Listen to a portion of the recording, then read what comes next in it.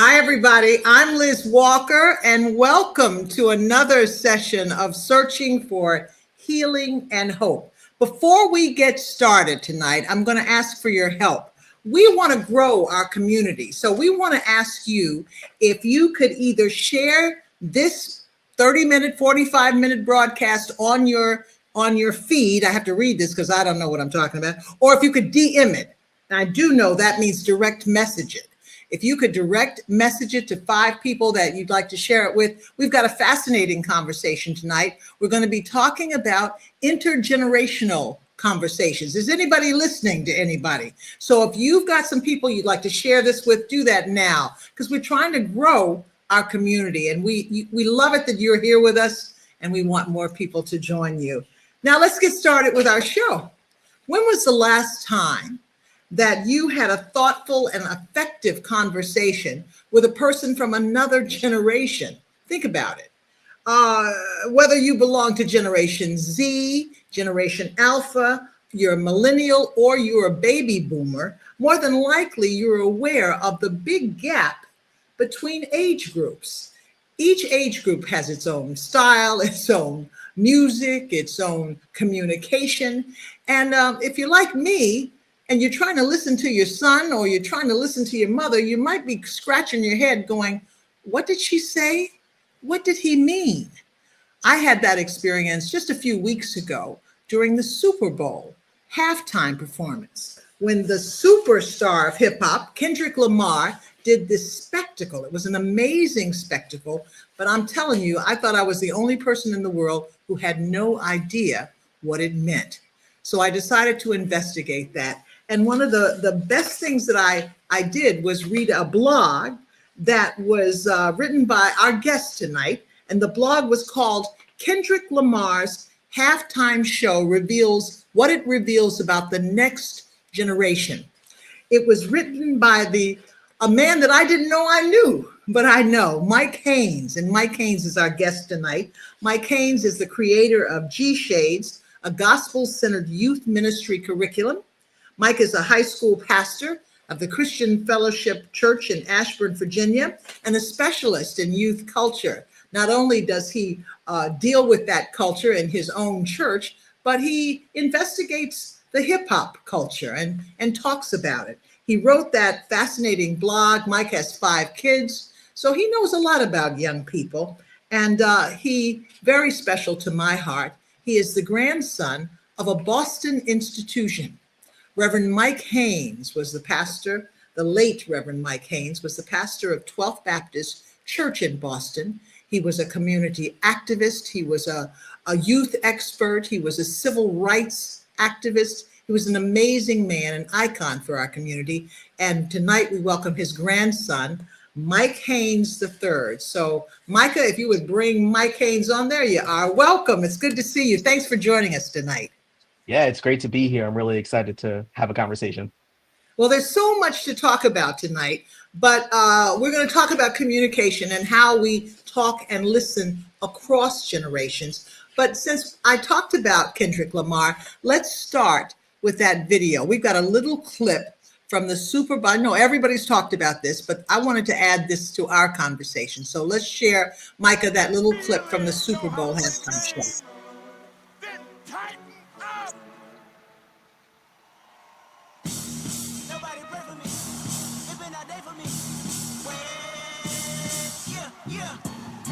Remember syrup sandwiches and crime allowances, finessing on them with some counterfeit. Now I'm counting this. Come with Joe in my account and live my fact, I'm down with this. Tuesday with my boo-bay tastes like Kool-Aid for the analyst. Girl knocking by you, the world with my pay stub. I know it's good. Lot going on there. Red, white, and blue. I understand they were all African-American dancers, but I got to tell you, Mike, I watched it. I had no idea what they were saying. And I kept thinking, that's just me. Maybe something, I'm too old. I don't know what's going on. But I read your blog and you said it was probably one of the most thought-provoking halftime shows of all time. So let's start right there. Why'd you say that? Why do you think it was so and did you understand it?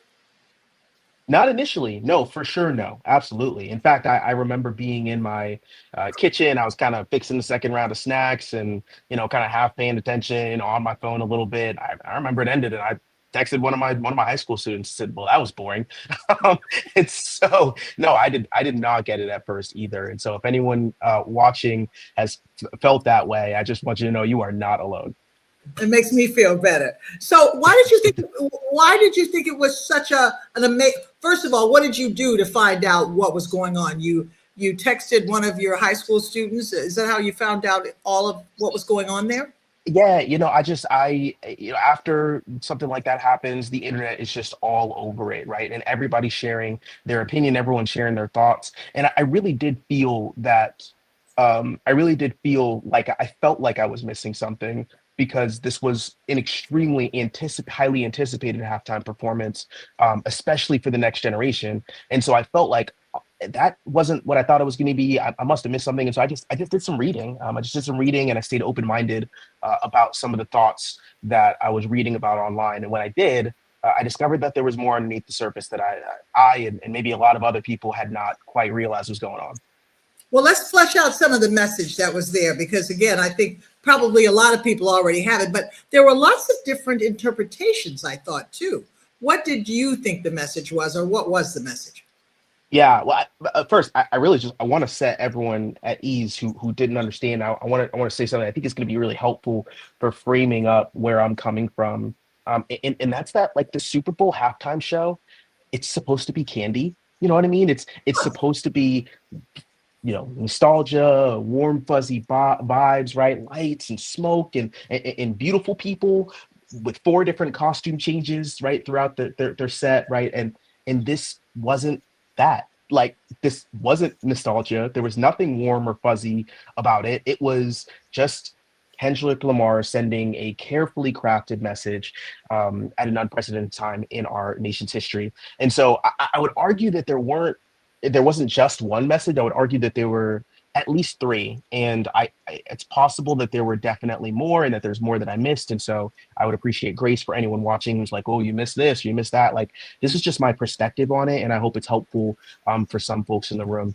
Um, but I would argue that message one was that the current administration, this is, where Kendrick Lamar was coming from. This is his message, that the current administration is a problem and American citizens need to take notice. So I felt like that was the first message that he was delivering. Let me ask you this. What Samuel Jackson as Uncle Sam, that was a message all unto itself, even though I didn't know clearly Samuel Jackson was playing the role of America or America's spokesperson. I'm not going to get political, but what role was he playing?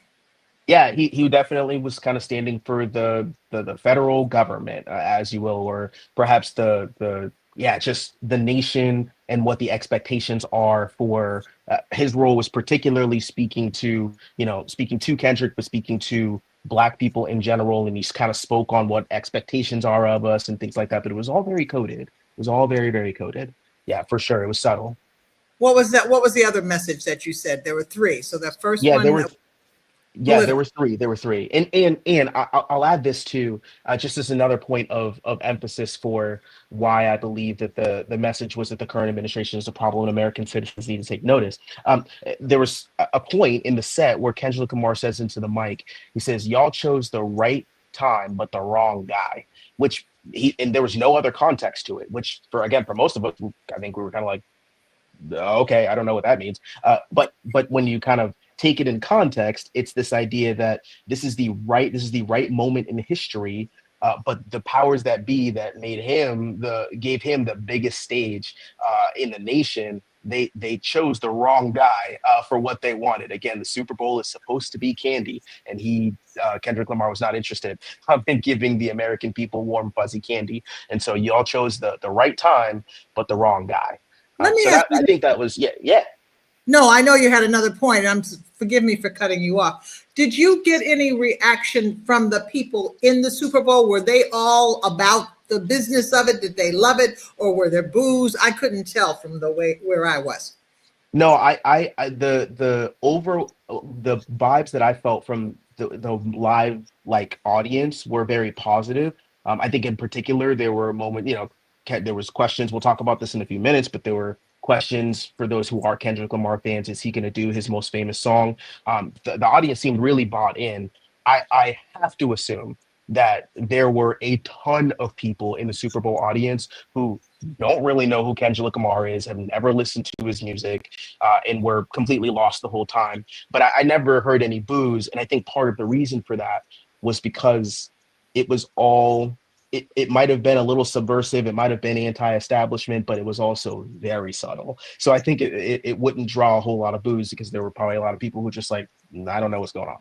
Right. And the dance was so synchronized and so amazing to see that red, white, and blue doing all, even if you didn't know what was going on, that was pretty spectacular to watch that. So I imagine people like I got caught up in that. Okay, what's your second point? I cut you off before you got No, to it. perfect segue into the red, white, and blue, right? The dancers formed this American flag on their backs. They got the red, white, and blue going on. And the second message that Kendrick Lamar was trying to express was that Black people are still being oppressed and pigeonholed in our country, right? That you've got all Black performers, first time in Super Bowl history, all Black performers, not a single person that's not of color on the field. And they create an American flag literally on their backs, and you can see the symbolism behind that. And then you've also got Samuel L. Jackson as Uncle Sam, and he's sprinkling in commentary. At one point, he said, "Oh no, too loud, too in your face, too ghetto,"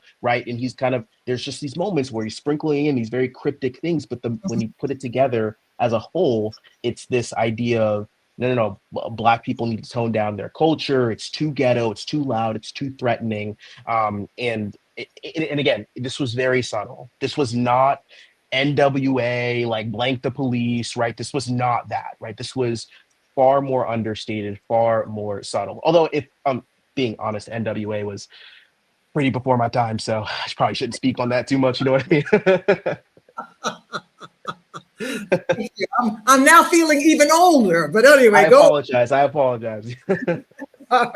That's all right. And then what was so I actually was mesmerized by the red, white, and blue and that whole bit, though I didn't understand it.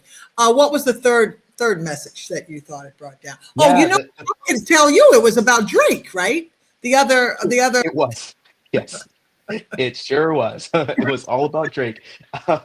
And for those who are uninitiated, or those who just, you get to a certain age and you stop caring about the drama of celebrities, right? Just whatever, what's going on with them, not paying attention to all that, these beef between rappers, right? But to set the stage and to set the story for those who may not be aware, the third message that Kendrick Lamar was saying was no more sweeping dark secrets under the rug, which has been a stain on the Hollywood elite for as long as Hollywood's been around, right? And that's just kind of a human problem. Before there was Hollywood, there were still famous people doing dark stuff and covering it up, right? The backstory here is that these two celebrities, Kendrick Lamar and Drake, they're both hip hop artists, and they've been beefing for years. And the latest iteration of that beef has been Kendrick highlighting in his most popular song, it's kind of how he blew up. He kind of highlights in that song, well, he doesn't kind of, he very explicitly and very directly highlights in that song that Drake is an alleged child predator. There are several videos and articles and interviews out there that lend a little bit of credibility to those allegations and cause the public perception to kind of turn on Drake for that. But leading up to the Super Bowl before that, Drake sued Kendrick Lamar over the popular song, calling it slander, which, again, you can appreciate why that would happen. And that's the backstory going into the Super Bowl. So then the question then became, for all Kendrick fans, for all who were aware that this was the background leading into the Super Bowl, the question is, Kendrick, if you are already getting sued over your most popular song, calling another celebrity out for being an alleged predator, are you gonna do it on the biggest stage in America? Like that seems unadvisable. That seems like a bad choice from a legal standpoint, right? Right. Yes. Right. Yes. But he did it. So there you have it. But he did it. The thing that gets me about Kendrick Lamar, and I'm just reading on this, he's a Pulitzer Prize winner. I mean, he's extraordinary in his talent. He's caught the attention of some pretty important, observers. So why would he do something like that? I mean, do you dare speculate, or is it just that's just entertainment these days? Well, I'd love to, I think it could be a couple of different things, and this is all speculation. But as I try to put on the hat, just the critical thinking, I'm kind of like, okay, there's a little bit of a cost benefit analysis if we want to talk about it purely in terms of dollars. You make this move, it skyrockets you maybe to another level of virality, which brings revenue and all that kind of stuff. But if I'm choosing to be optimistic, and if I'm choosing to see the best in humankind, I also would argue that there was something to the message of genuinely the message of, hey, there's a problem with our nation and we need to pay attention. Black people are still being oppressed, and we're not going to hide from the darkness in Hollywood anymore. We're calling it out. We're calling a spade a spade. It's going to be highlighted. We're not afraid, no matter what the consequences are. We need to get serious about this stuff. So again, it's speculation, but I like to believe that I certainly know that for young people, that was definitely a message that was conveyed. I thought that was when I read about it and finally learned more about the situation. That's certainly an issue that we need to talk about, no matter what, because the allegations against Drake are not by themselves, right? There's allegations against all these top singers and entertainers, and it's a really sorry state that we are in. So I think to talk about that is most important. But let's talk about the bigger picture here, because what this brings up for me is that gap between generations. I mean, it brings up lots of issues, but I would imagine, you tell me if you agree, a lot of people probably saw this performance and said, I don't understand it, and just turned the TV off and went on.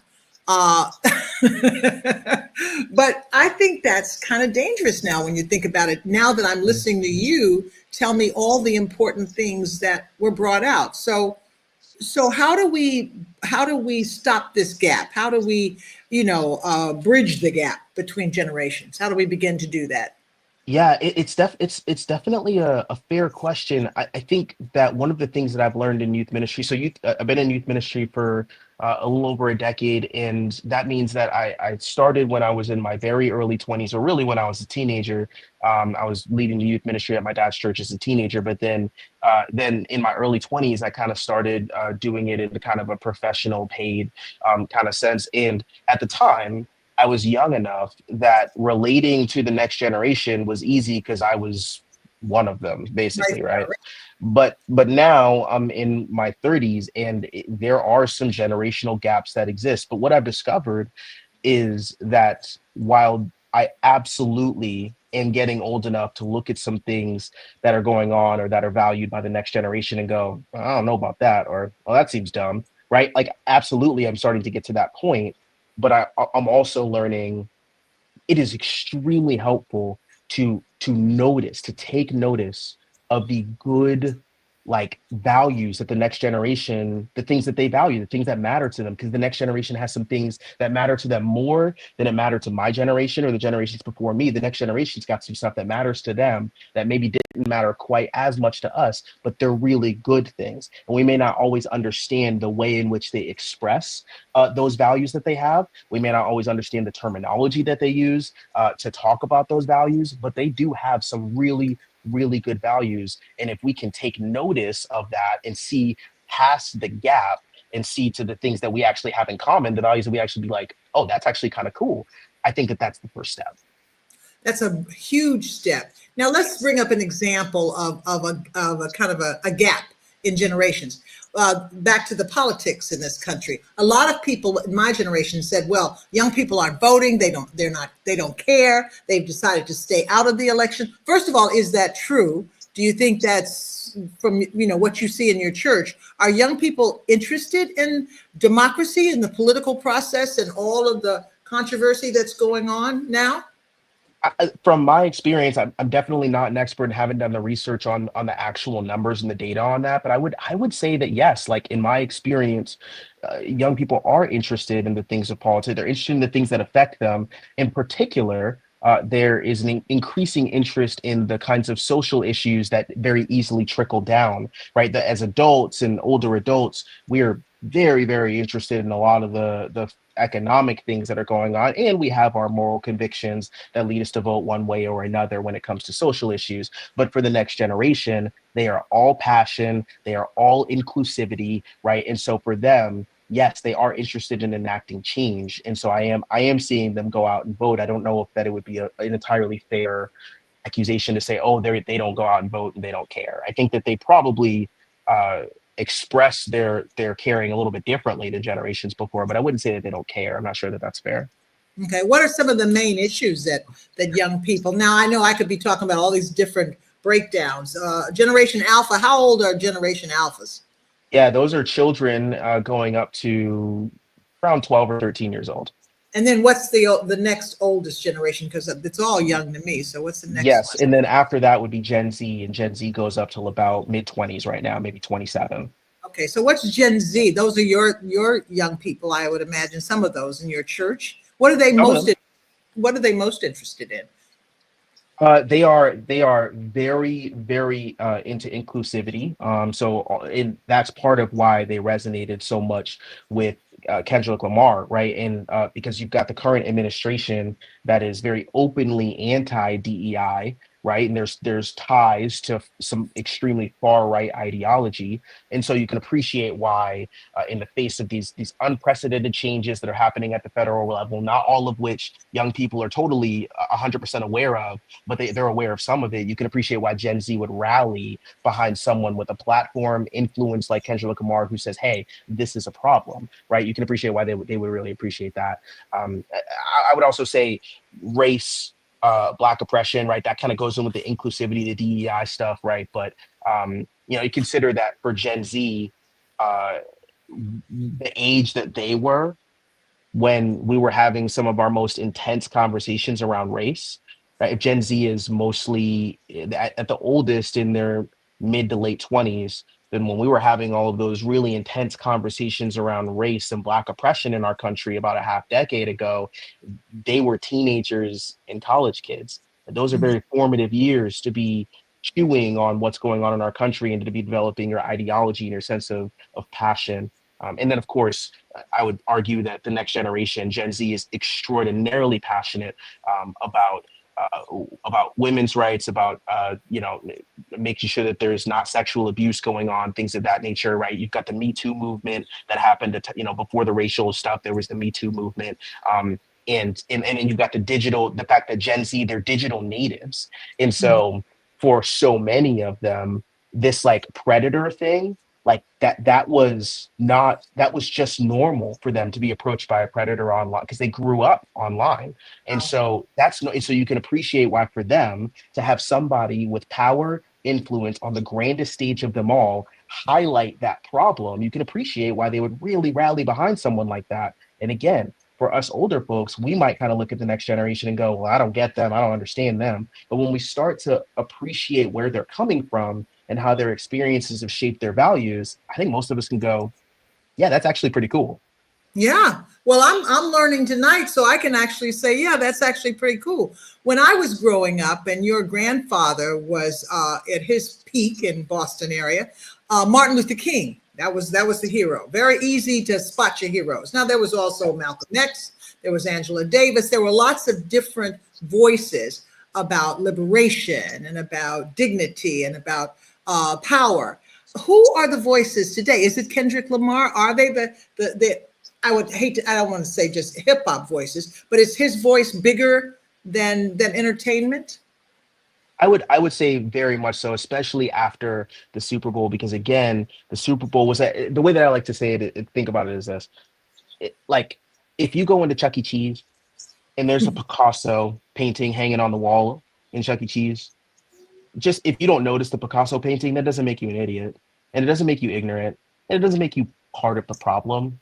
Like it's Chuck E. Cheese. You weren't expecting to see a Picasso painting. And so for me, I kind of look at Kendrick Lamar as this is not someone that I'm looking at all, going to all my high school students at my church and going, hey, you need to follow Kendrick Lamar the way you follow Jesus. Like, no, that is not my message to them. Of course not. But I can appreciate why why his influence has gone beyond just entertainment and music. To your point, he's a Pulitzer Prize winner. There's a lot of talent lyrically. He is a genius lyrically, and so the influence is going well beyond just, oh, I like listening to his music, and it's affecting the way that students perceive the world around them and the way that they are motivated toward activism in whatever way they can see fit to do so. Are there other voices like that? And forgive my ignorance, but I don't know the generation. I don't know what's out there. So who are the heroes of social justice, or is social justice? I know you've mentioned some different issues, the Me Too movement, inclusivity, but who are the heroes of these generations coming up? Yeah, admittedly, I don't know that I could name a few off the top of the dome. One of the things that is definitely true of the next generation is that there a lot of the and this is what part of what makes Kendrick Lamar's halftime show so unique, is that it's a lot of decentralized influencers because there are so many influencers in the online space. So I don't know if I could point to just a few. I think there are probably quite a few pockets where this person's got a pretty big following, that person's got a pretty big following. But again, you go to TikTok, Instagram, all these influencers, there are so many of them, and it's such a broad, wide space. It actually can be very difficult to centralize influence with the next generation. They just have so many different avenues to get that from. So, admittedly, I speak on that from a place of ignorance. It's possible that it's someone watching might go, "Oh, this person, this person, this person," and if you know, please comment if you have a couple of names. But for me, I would just argue, hell, it might not be that clean and clear because a lot of that influence is decentralized across a very wide internet. No, your point is well made. And because back in the day, we only had two or three television, channels, and you just didn't Right. have the choices you did. Your point, though, about you out there making comment, we definitely want your comments. I'm reading a few of them. I understand that Alfreda Harris, who is a Boston institution and knew your grandfather very well, is listening or looking. Alfreda, if you want to write a comment or if you want to come on, we'd love to have you on, because you are an institution, and an institution of working with young people. So definitely, she's a woman who has spent her lifetime in achievement in crossing generational lines. But anybody who has a comment here, what's the bigger implication here, Mike, about listening in general? In my book, and I have a book coming out in a few weeks, the book is called No One Left Alone, and it's about trauma and healing trauma collectively through the church. And that's why I'm so glad you're doing what you do. But one of the things I've discovered is that nobody really listens anymore. I think that's part of our problem as a culture. That's part of a political problem. Everybody's yelling at everybody, but nobody's listening. What do you think are some of the bigger implications of cross-generational gaps? How can we be better listeners? I've asked you 15 questions in that one statement, so you can pick any one you want to answer. Yeah, 100%. But I think one of the really neat things that we get the chance to do as the older generation is we get to do for the next generation what maybe wasn't done for us. And I think if we can remember back to when we were teenagers and we felt misunderstood and we felt written off by the older generations, it felt like there were some things that we wanted to do and some shifts we wanted to make, some things that we were for that the older generations just wrote off as, oh, that's dumb. Oh, you shouldn't do that. And we get to change the script, right? We get to rewrite that script and we get to do that differently. And so what I've learned is that if I'm over 30, I'm 100 as far as a teenager is concerned. If you're over 30, you might as well be 100. There's no difference.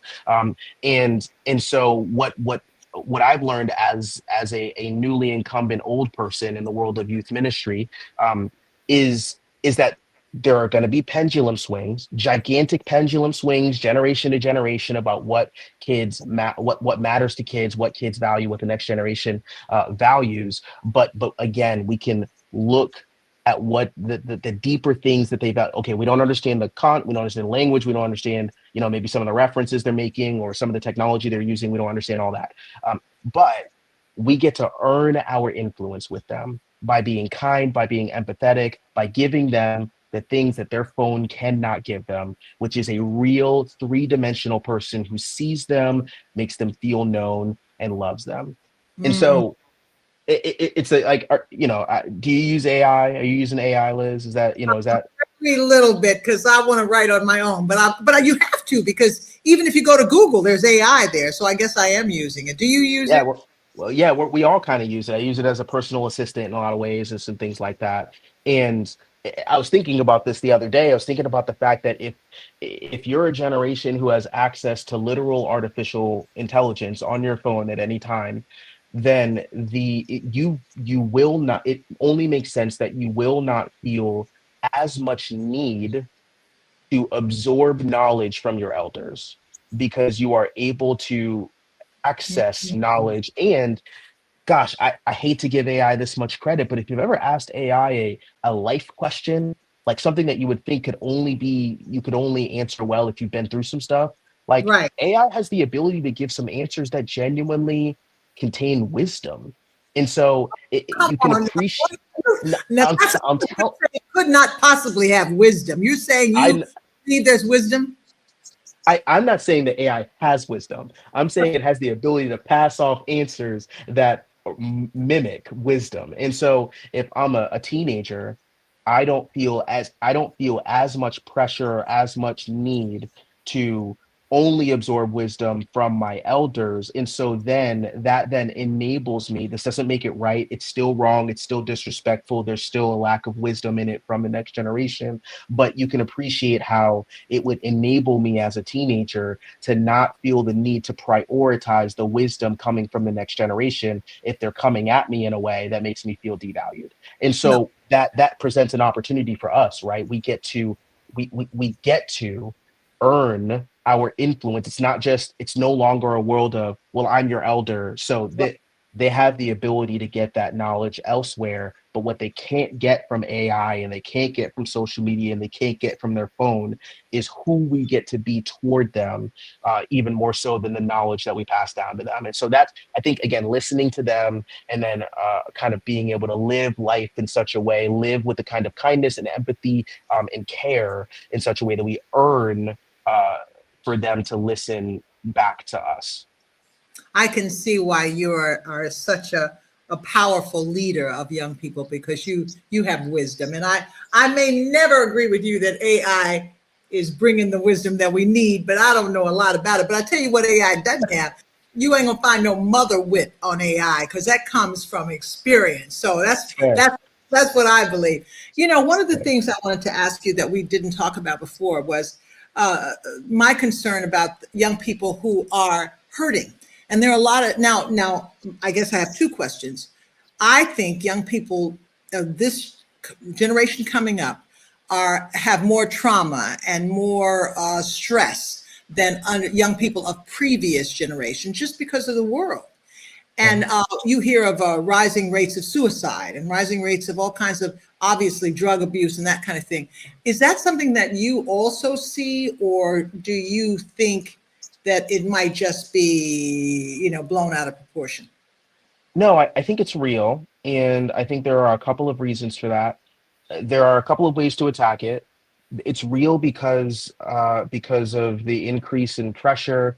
Academic pressure has risen over the last few decades, and so students are expected to do and excel more in school. You got the overcrowding of their schedule, right? Kids used to be able to come home from school and just play outside and that kind of thing, and now you got AAU and you got all practice every day of the week, and including Wednesday nights and Sundays. That didn't used to be the case, and so they even got this crowding in on kind of their spiritual life, and if the kids are doing that kind of stuff. But then you've also got social media, right? I mean, you used to be able to come home from school and you would be disconnected from your friends unless they lived in the neighborhood. You were on at school, you had to worry at school about what other people thought of you, but then you were off and you got to be home and you got to rest. But now kids come home, they're on their devices, and on their devices they're on social media, and so they're never off. They're always on. They're always being judged. They're always being evaluated. And of course, we know, because we use social media as adults, and we know how harsh it can be out here. The version of somebody that they are in person is usually a slightly kinder version than they will be online. So not only are students experiencing this being judged and being evaluated when they're at home in their safe space, but they're experiencing the most unsafe versions of the people who are evaluating, because they're doing it through a screen, and right, they're not seeing them as people. So I think when you combine all of those factors, and then also it is also true that when you start to talk about something and you bring it to light, and it's no longer something that's kind of hidden in darkness, then you suddenly start seeing more people struggling with it. And I don't think that's because everyone's faking it or it's just a cool thing to do. I think that when you give voice to something that a lot of people were feeling but did not have the language for, or did not have the ability to speak on, because it wasn't popular or because it would be received well, or they'd be perceived as weak. And now it's like, it's okay if you're struggling with mental health stuff. You can talk about it and you won't be judged. People will understand, and you can have a healthy path forward. So I do think it's a very real thing that's going on with teenagers in the next generation. It's hard to see. But to talk about it is what I'm getting out of your conversation is also a good thing. So while we're hearing more about it, the positive part of that is at least people are talking about it, and I think that's always important. How do you break through the social media barrier? Because so many kids, that's all they do. So I know they come to your church in droves. How do you get them there, and how do you get that message to them for the human contact? Yeah, the biggest thing that it's one of those things, right? When the internet came around, there were probably some people who were like, oh, this is not, this is going to ruin everything. But and maybe they were right. Maybe we were all better off before the internet. Maybe that's true in some ways.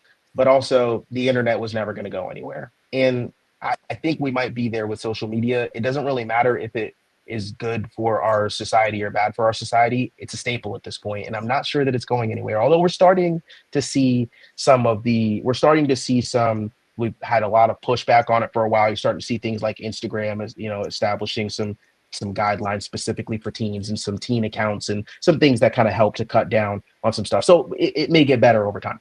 But one of the things that I've learned is that, again, there is stuff that I can provide, that I can create an environment. It can provide things for the next generation that they can't find on their phone. There is just something totally different about putting your phone away for an hour or an hour and a half and hearing somebody share their story of what they've been through and how God has helped them through that. That you can't get that on your phone. And so I think that one of the best things that we can do to get students off of their phone is give them something better to go toward. Right. And Mhm. I think we experience this in all aspects of human behavior. People are much more motivated when they have something positive to go toward, rather than just being, hammered down away from something bad. They'll walk towards something good. That's the mess, not to preach, but that's the whole message of the gospel. We walk toward something that's much better than what we're doing, that God says is, hey, that's not the way you're supposed to live. So I think that is what I've learned is, let's give the young people something better to pursue. And that may just cut down on the amount of the counterfeit versions of those good things that they're trying to find online. You can come on this stream and preach anytime you want to. I don't know how many of these you can do, but you can do it on mine. We have a program called The Exchange, which is part of our trauma healing program in Boston, and it meets at the Y, both in Roxbury and Dorchester, and it's for young people. And it's just Yes. what you said. It's just young people getting together with other young people. There's nobody preaching at them. There's nobody trying to tell them what's wrong with them, and they Yep. talk. And it's a very positive, from what I understand. Danielle Danielle, I blanked on your last name, but you're from the Fitzpatrick family, is the leader of it. And Yeah. she has done this amazing work. Danielle McFarland has done amazing work with young people. So there are more of those kinds of things that I think speak to your point of talking, that there's something better they can come to. And I'm Yeah. glad you emphasize that. So are you optimistic then about Generation Alpha and Generation Z and Generation X and all the rest of them that are coming up behind you? I am. There are some troubling. This depends on your viewpoint, on your experiences, on your worldview, and all that. For me, there are some troubling things that the next generation seems to value. I'm troubled, but I'm old. So like every generation has, since the beginning of time, has always felt that the next, well, at least since we started counting generations, like you see some stuff in the next generation that trouble you.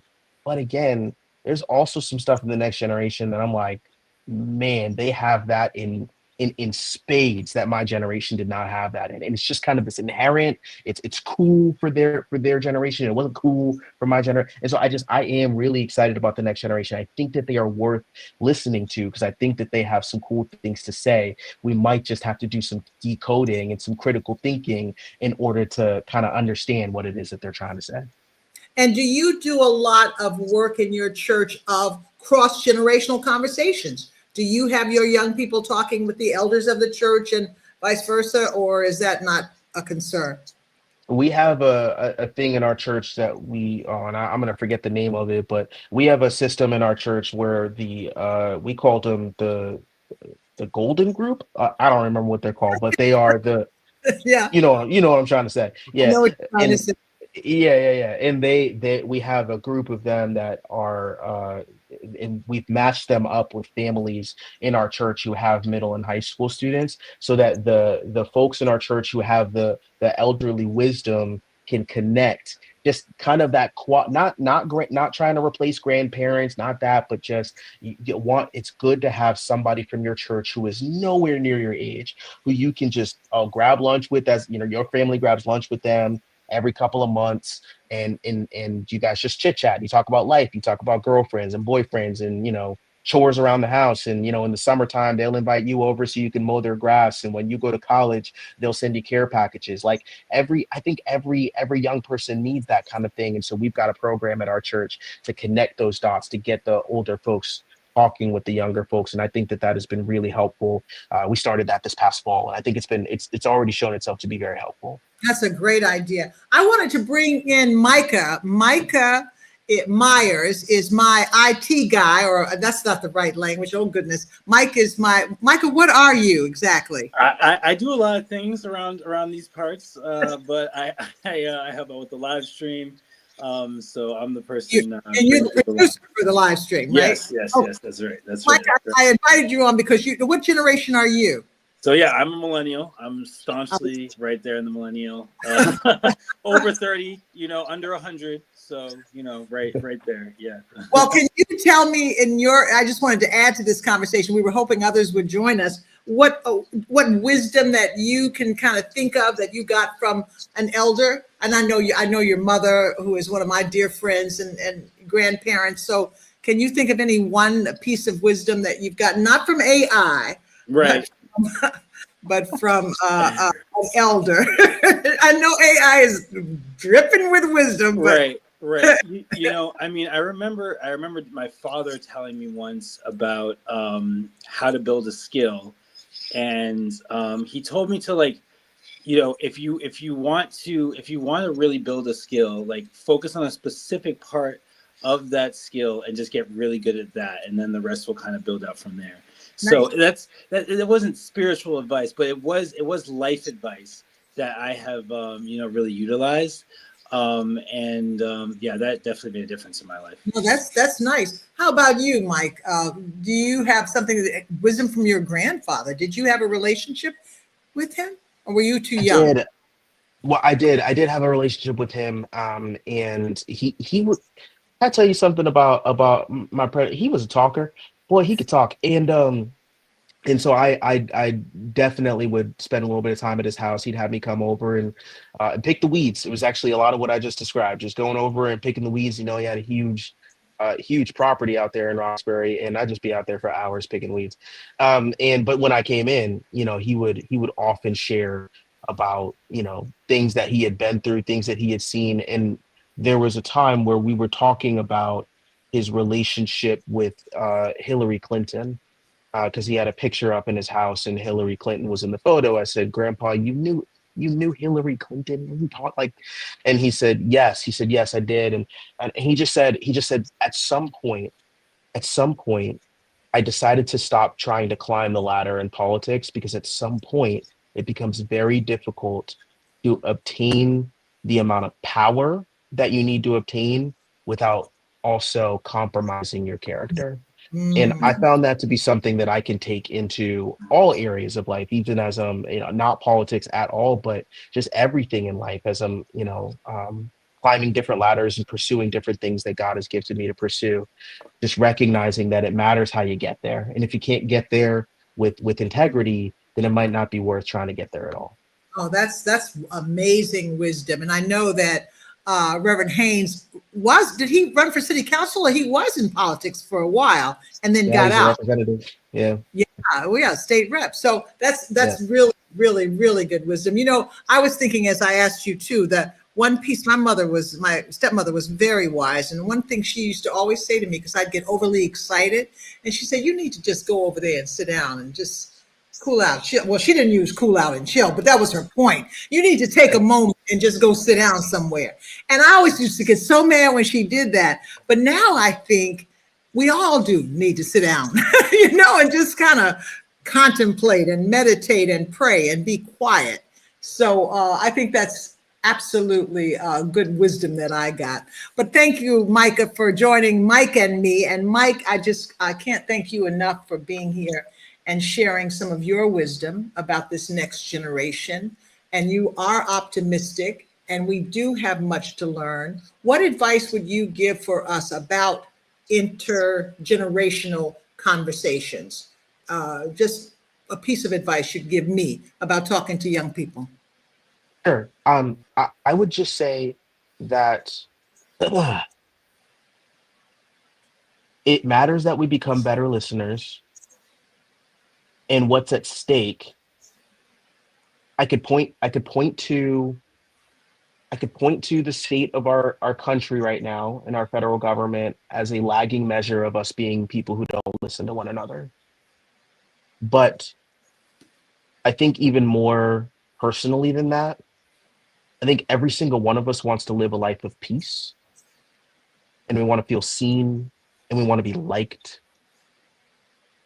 And every time that we prejudge somebody, especially a young person, without first hearing them out and assuming the best of them and trying to see the beautiful characteristics that God has implanted in them as part of the next generation, every time that we refuse to give them the benefit of the doubt, every time that we size anybody up ahead of time and we decide that they are a villain without considering the context of their life and their story, every time we do that, we contribute to the reason why it is so hard for any of us to live a life of peace. Mm-hmm. And so my encouragement to you, to myself, to everyone who's tuning in, my encouragement is just to show the kind of thing that you want to be more present in the world. That's with the next generation, but it's also with somebody who just is across the aisle from you politically. So if we can be better listeners, if we can assume the best, if we can allow people to say their piece and not assume that they're an idiot just because they disagree, I think that we'll end up internally, even with the state of our own heart, regardless of the external circumstances, I think that we'll be able to live the kind of life we want, which is a life of peace. I love it. I love it. And there is so much at stake right now. So thank you so much for joining us tonight. Mike Haynes, who is a youth pastor and a spokesperson for many generations to come. So I wish you the best. I pray the best for you. And I hope you'll come back and join us again for another subject, maybe. I would love to be back. So the next time Kendrick Lamar gets out there and does a thing and I have no idea what he and Samuel Jackson are doing, I'm going to call you. Great. I do not consider myself an expert, but I would love to try to parse my way through it. We'll figure something out together. Thanks a lot. And we thank you all for joining us. We'll be back here next Tuesday with another fascinating conversation. Be well, and thanks for joining us. Good night, everybody.